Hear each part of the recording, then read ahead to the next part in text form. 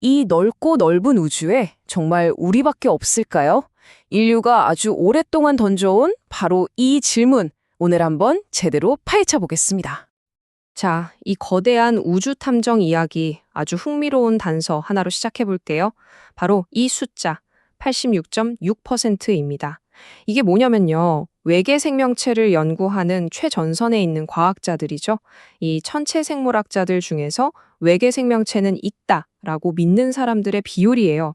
그러니까 전문가 10명 중 거의 9명이 존재를 믿고 있다는 거죠. 아니, 그렇게 많은 전문가들이 확신하는데, 그럼 도대체 다들 어디에 있는 걸까요? 바로 이 질문이 수십 년 동안 과학자들의 머리를 아프게 한 거대한 미스테리의 출발점입니다. 좋습니다. 그럼 먼저 이 사건을 맡은 탐정들이라고 할 수 있겠죠.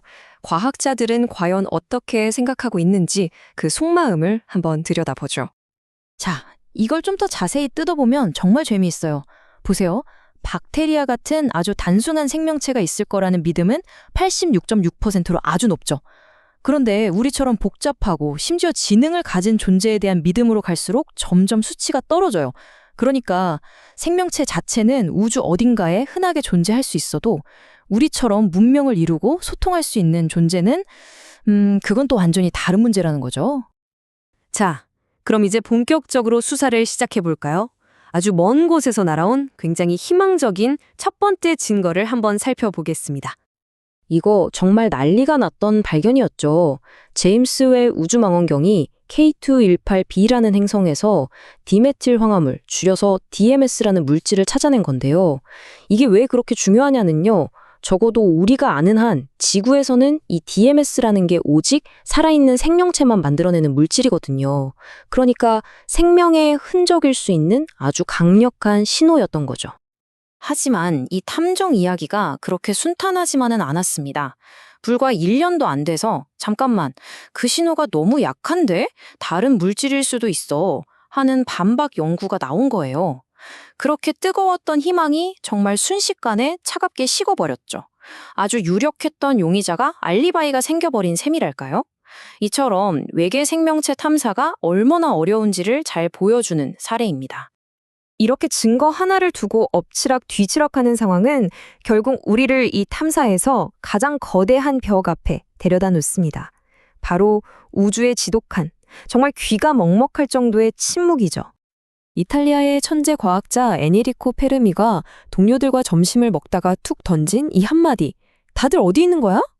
이게 바로 그 유명한 페르미 역설입니다. 아주 간단해요.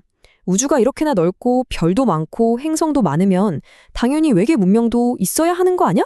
근데 왜 이렇게 조용하지? 이겁니다. 그래서 과학자들은 이 미스터리를 풀어보려고 드레이크 방정식 같은 걸 만들었어요. 우리 은하에 우리랑 교신할 수 있는 외계 문명이 몇 개나 될까 하고 계산해보는 공식이죠. 근데 문제가 뭐냐면요. 이 공식에 들어가는 값들, 예를 들어 생명체가 태어날 확률이나 문명이 얼마나 오래 버틸까 같은 것들은 솔직히 아직은 거의 다 추측, 그러니까 상상에 가깝다는 거예요. 결국 이 논쟁은 크게 두 팀으로 나뉘게 돼요. 한쪽은 평범성의 원리 팀입니다. 우리 지구가 뭐 그리 특별해. 우주에 이런 행성 널리고 널렸을 거야. 그러니 생명체도 흔하겠지? 이런 생각이고요. 반대쪽은 희귀한 지구 가설 팀이에요.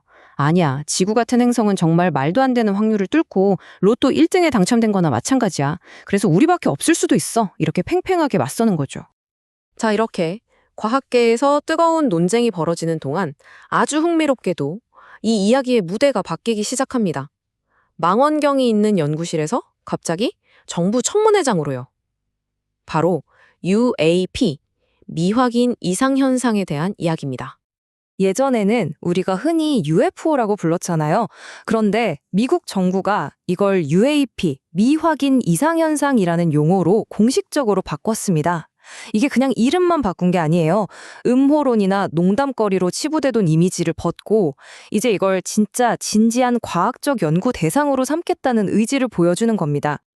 그리고 그 움직임이 정말 빨라요. 보세요. 불과 몇 년 사이에 미국에서는 이 UAP만 전담하는 공식 사무소가 생기고 의회에서 청문회까지 열렸어요. 이제는 캐나다 같은 다른 나라들까지 비슷한 기구를 만들자고 나서는 상황입니다. 갑자기 분위기가 확 달라졌죠. 특히 2023년에 열린 청문회에서는 정말 폭탄 같은 증언이 터져 나왔죠. 전직 정보요원이 나와서 미국 정부가 인간이 아닌 존재의 생물학적 물질, 그러니까 쉽게 말해 외계인 사체 같은 걸 확보하고 있다고 증언한 겁니다. 물론 바로 국방부에서는 그 주장을 뒷받침할 만한 검증된 정보는 없다고 선을 그었지만요. 자, 이렇게 과학계의 단서와 정부 쪽의 이야기들을 쭉 따라와 보니 어떤가요? 속 시원한 답이 나오기보다는 오히려 더 깊고 더 근본적인 질문들만 계속 생겨나는 것 같지 않으세요? 우리가 넘어야 할 산이 정말 많아요. 첫째, 도대체 뭘 진짜 준 거라고 할 건지 그 기준부터 정해야 하고요. 둘째, 우리의 탐사 방법이 너무 인간 중심적이라서 전혀 다른 형태의 생명체는 아예 놓치고 있는 건 아닌지, 또 우리가 모르는 어떤 자연 현상이 생명체의 신호처럼 보이는 건 아닐까 하는 의심도 계속해야 하죠.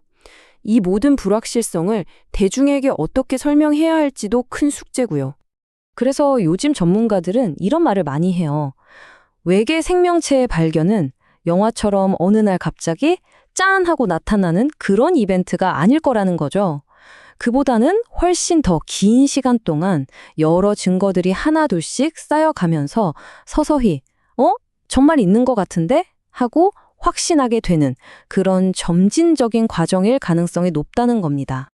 경국이 모든 탐사 과정에 우리에게 마지막으로 던지는 질문은 이런 게 아닐까요?